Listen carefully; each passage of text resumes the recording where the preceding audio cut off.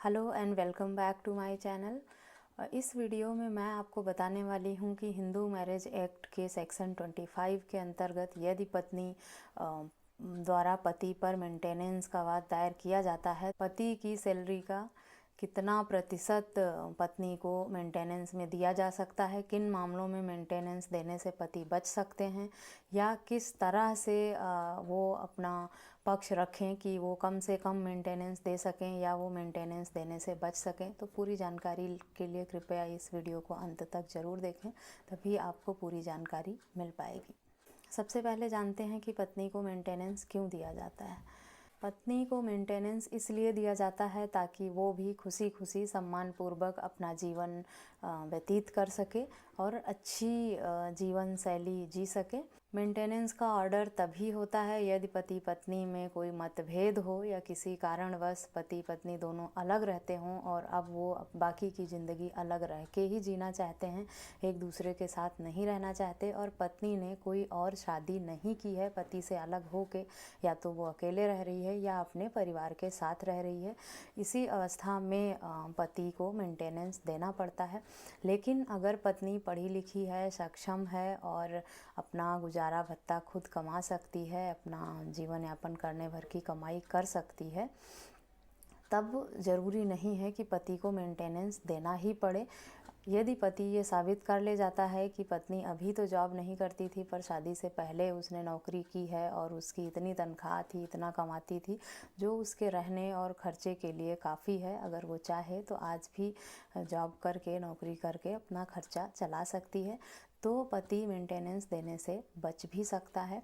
पत्नी को मेंटेनेंस जो दिया जाता है उसमें बच्चों का खर्चा इंक्लूड नहीं होता। बच्चे अगर आपके हैं और पत्नी अलग हुई है तो बच्चों का खर्चा पढ़ाई लिखाई का आपको अलग से देना होता है।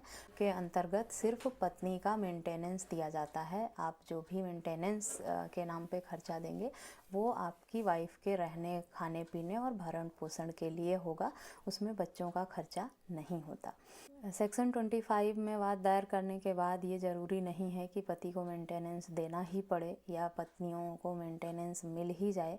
ये एक बहुत बड़ा मिथ है कि सेक्शन 25 में अगर मुकदमा लग जाता है तो बस पत्नियां इस बात को लेके खुश हो जाती हैं कि अब तो मुझे पति के आधी सैलरी मिल जाएगी और मुझे कुछ करना नहीं पड़ेगा और मैं आराम से बैठ के खाऊंगी। या पति परेशान हो जाता है, डर जाता है कि अगर सेक्शन 25 लगा दिया है मेरी वाइफ ने तो अब तो मेरी आधी सैलरी चली जाएगी। ऐसा कुछ भी नहीं है।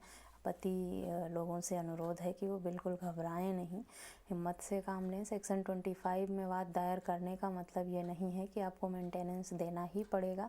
माननीय न्यायालय द्वारा आपके हालात, आपकी स्थिति भी देखी जाती है। अगर आपके ऊपर पहले से ही बहुत पारिवारिक दबाव है, बहुत खर्चे में है और आपकी पत्नी खुद सक्षम है अपना खर्चा उठाने में, अपना गुजारा भत्ता अर्न करने में, तो ज़रूरी नहीं है कि आपको मेंटेनेंस देना ही पड़े।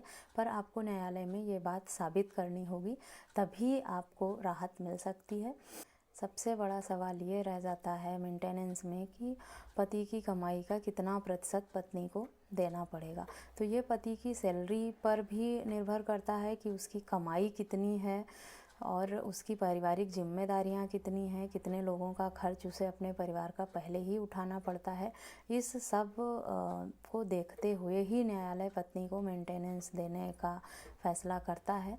न्यायालय द्वारा वैसे तो 25% तक ही पति की तनख्वाह का 25% ही पत्नी को दिया जा सकता है, अधिकतम 25% है।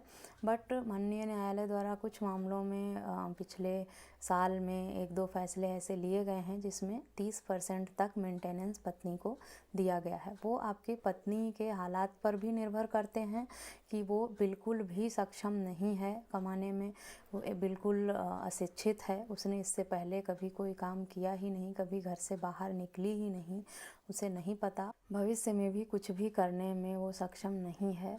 ऐसा इन परिस्थितियों में न्यायालय 30% तक भी फैसला दे चुका है।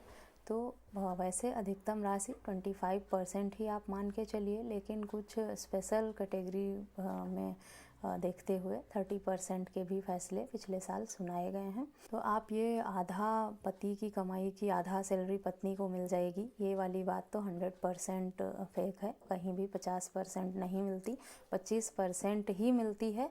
पर 25 से कम भी हो सकता है अगर पत्नी पहले से ही कमा रही है, वो अपना खर्चा कुछ उठा रही है और उसको थोड़े सपोर्ट की ज़रूरत है, तो आपको 25% से कम भी मेंटेनेंस देना पड़ेगा। ज़रूरी नहीं है कि आपको 25% ही देना पड़े, 25% अधिकतम राशि। जिस तरह गुजारा भत्ता पत्नी को दिया जाता है, उसी तरह पति भी हकदार है अपनी पत्नी से गुजारा भत्ता पाने के लिए।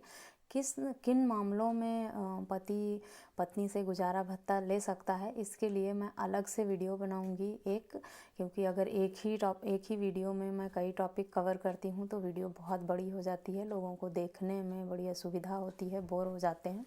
इसलिए मेरा प्रयास है कि मैं एक एक छोटे छोटे टॉपिक्स को लेके ही वीडियो बनाऊं, ताकि आप लोगों के लिए भी देखने और समझने में आसानी रहे। तो मैं इसके पार्ट वाइज अलग अलग सारी वीडियो बनाऊंगी। अगर आप नए हैं तो मेरे चैनल को सब्सक्राइब करें, ताकि आने वाली सभी वीडियो की अपडेशन आपको मिलती रहे। अगर आपको मेरी वीडियो पसंद आए तो कृपया लाइक करें, कमेंट करें और शेयर करें, ताकि अधिक से अधिक लोगों को ये जानकारी मिल सके। मिलते हैं नेक्स्ट वीडियो में, तब तक के लिए थैंक यू एंड बाय।